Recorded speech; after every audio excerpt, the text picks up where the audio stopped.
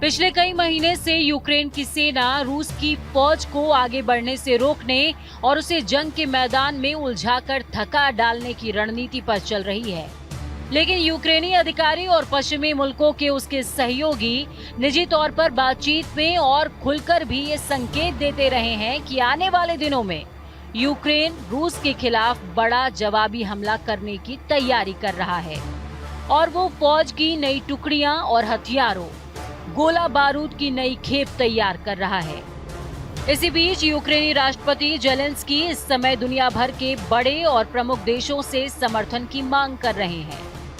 जानकारों की माने तो जेलेंस्की रूस के ऊपर एक बड़ा हमला करने की तैयारी कर रहा है।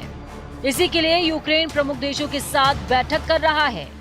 रूस यूक्रेन युद्ध के बाद पहली बार भारत के प्रधानमंत्री नरेंद्र मोदी और यूक्रेन के राष्ट्रपति जेलेंस्की की मुलाकात हुई।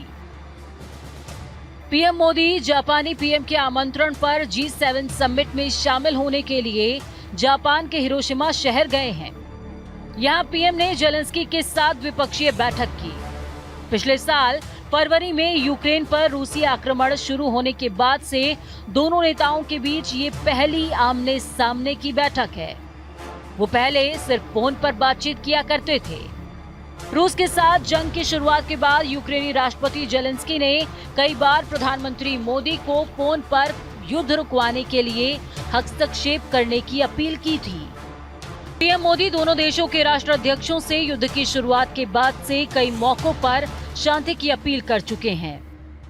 रूसी राष्ट्रपति व्लादिमीर पुतिन की मौजूदगी में भी शांति का संदेश देते हुए साफ कह चुके हैं कि किसी भी समस्या का समाधान जंग नहीं है, बातचीत से समस्या का हल निकाला जाना चाहिए।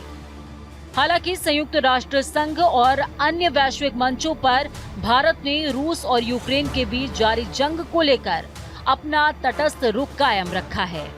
भारत ने शांति का संदेश दिया है, दोनों देशों से युद्ध रोकने की अपील की है, तो साथ ही संयुक्त राष्ट्र संघ में रूस के खिलाफ लाए गए प्रस्तावों पर वोटिंग का भी बहिष्कार किया है। ऐसे में दुनिया की नजरें प्रधानमंत्री मोदी और यूक्रेनी राष्ट्रपति जेलेंस्की की मुलाकात पर टिकी हुई हैं। तो वहीं बीते दिन हुई प्रधानमंत्री और जेलेंस्की की मुलाकात में प्रधानमंत्री ने अजीत डोभाल और एस जयशंकर की मौजूदगी में अपने बयान को दोबारा बोला।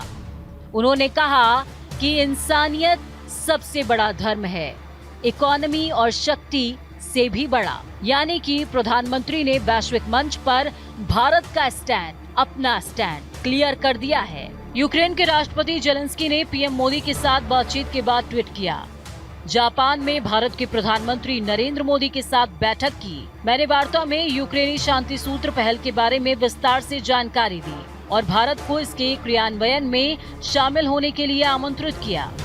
मैंने लैंडमाइंस हटाने और मोबाइल अस्पतालों की यूक्रेन की जरूरतों के बारे में भी बात की। मैं भारत को हमारे देश की क्षेत्रीय अखंडता और संप्रभुता का समर्थन करने के लिए विशेष रूप से अंतर्राष्ट्रीय संगठनों के मंचों पर और यूक्रेन को मानवीय सहायता प्रदान करने के लिए धन्यवाद देता हूं।